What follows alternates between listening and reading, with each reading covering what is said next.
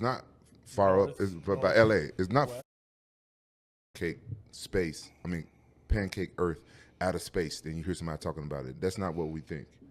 We don't think that. But that's what the images that's fed, and then they mocking like flat Earth and telling us why. Well, if gravity, if Earth was flat, then gravity would pull everything to the center. All this propaganda. Okay, so when I learned about the firmament, I went back. When I heard about the firmament, I went back to the Bible and I said, "Oh yeah, this is what it is." I didn't know what it was, and I remember the Bible saying it's separate the waters from the waters. Then I looked up the word firmament, and I looked up the old word. You got to look up what the old word is and stuff like that. And then I figured out what that was, and then that sent me on my journey because it was hard for me to believe.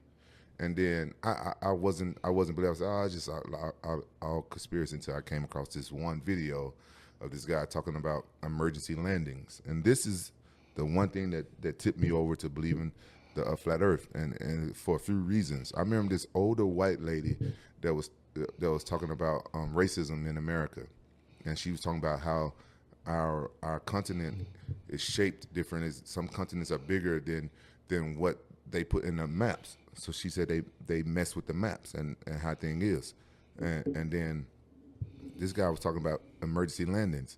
He was saying that one time this Asian lady was coming from Asia, I think Taiwan or somewhere, flying to LAX, and she was pregnant, but she was lying about how far along she was. So she got on the plane anyway, and then she started giving birth on the plane. So they had to make an emergency landing from Asia to Alaska. And if you pay attention to where Alaska is on the globe, that is not an emergency landing.